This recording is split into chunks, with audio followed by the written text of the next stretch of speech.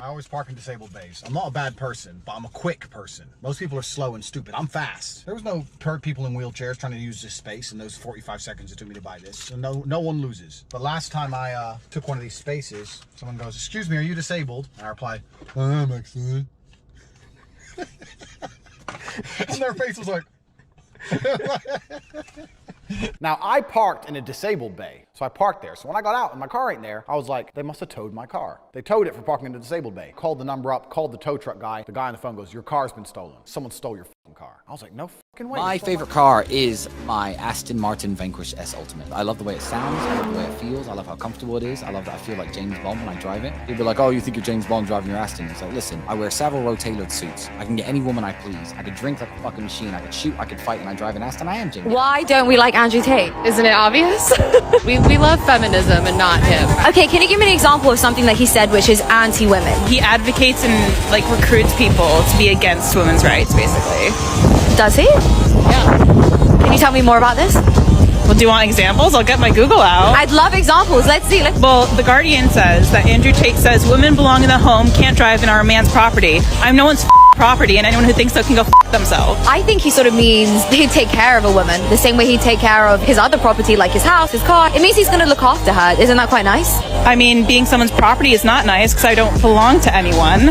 I can take care of myself. Thank you very much. Aware that not everybody is going to agree with what I say. I don't think there's a person on the planet you can find who has a 100% approval rate. There's always going to be somebody who disagrees with what you say. If I said the earth was round, there would be a contingent of individuals on the planet who disagree with me. I have no problem with people disagreeing with me. I have no problem with being seen as controversial for some of the things I've said. However, I do have two significant problems I would like to address. The first is I do not like absolute and utter lies being told about me. I do not like having long-form video of me cut up, elements taken out of context, the tonality of the joke removed, and purporting an image of me that's not true. That's something I do not like. I do not like false accusations of criminal activity. That's another thing that I really do not like. I am totally aware that not everybody is going to like me. I have no problems with that. I think anyone who decides to get big on the internet needs to be very, very prepared for a contingent of people to not be happy with what they say. Gentlemen, ask the police what evidence there is against me. They have nothing. Ask the police what evidence they have against me.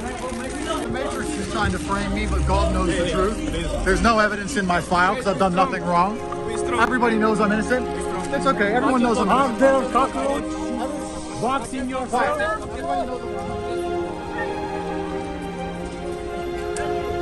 I was friends with some Muslim guys in college and they used to laugh at me all the time. One of them was like 19, worked in Tesco and had a Ferrari. It's like, how do you have a Ferrari when you work in a fast food restaurant? It's like, I got 9 brothers and we all work together and we share the car. It's like, okay, well, why do you share the car? I said, no, you don't understand. You have 3 brothers. You all grow up, you all decide to get with your girl, you all go pay different rents, you all disappear, all your money gets spread out now, you're taking your girl on holiday and paying a different rents and you're all separate. Me and my 9 brothers live in one big house. If we meet a woman, she moves into the house. The men are all focused on making money, the women are all looking after us, cooking, cleaning. You got 9 men in the same house trying to pool their incomes. That's why we own the houses you rent from us. It's different. Brotherhood first. It's different. You people don't think that way. You fall in love. You fall in love with some bitch and you run off. You go pay her rent. It's like a different mentality. You think that I am inspiring the youth to become men, and you think that's a negative thing. Why? No, I don't think you're inspiring them to become men, because like real men are in touch with their emotions and their vulnerability and don't need to be like wielding and taking power. Perhaps in the West, in a declining empire, as we've already discussed on this stream, in an empire which is in absolute decline, you can have men who sit here and think there's absolutely nothing necessary about masculinity in the modern world, and that you don't need to be strong or brave or any of these things. You can sit around and cry and you're still a man. That is not true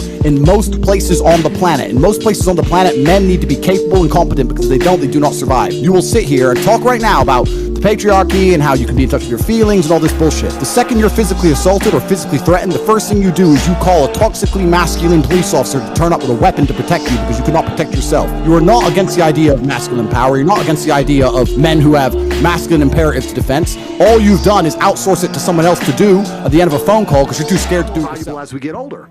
Every man, every woman knows that. Every woman will sit here and go, yeah, I want a man who's older than me. Of course. But if I say it the other way around, I'm misogynistic. It's just the reality of the world. So then we have to go into the other point. The point is this. When you were at your peak value, you had 0 interest in monogamy. But then you find a man who's 35 at his peak value. He's finally struggled and worked, because when he was 19, no girl spoke to him. When he was 23, he was broke. When he was 24, he had no life experience. When he was 25, he couldn't fuck. He finally gets to the point where he's now at his peak value. Him at 35 is you when you were 19. And then you're sitting there saying to him, no, you should be monogamous. It's like, well, you fucking weren't. You did whatever you wanted in your peak. Now I'm finally got there. And I had to work for my shit. God and L'Oreal gave you. I had to fucking struggle. I had to go through hell to get on this yacht. You got on the yacht with an Instagram DM. I had to buy it. And now you're telling me I need to fucking settle down and behave and grow up? I was in Luton, right? And there was these two Asian lads, and they had a Lamborghini, and I was at the BP, the petrol station at night, and they were in the Lambo, and I was in my friend's Corsa. We were in a normal car. And I said to my friend, when you look at them in their Lamborghini, do you think he studied hard in school, or do you think he's a drug dealer? My friend said drug dealer. I was like, doesn't this prove to everyone that nobody believes you get rich from school? I said this to my teacher. He's like, no, but if you go to college and you go to university. I was like, whoa, I'm gonna be 20, what, 25? No, I want money now. I don't have time. A child who's obsessed with superheroes, that's a warning sign to the father. And the warning sign is that when I was a child, the only superhero I was interested in talking to or being around was my dad.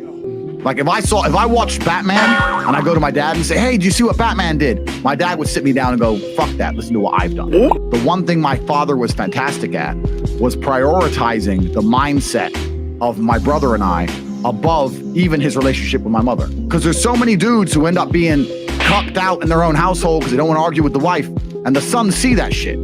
I was never raised around that. My dad was my hero in every way. I had no interest in fiction because I had a real life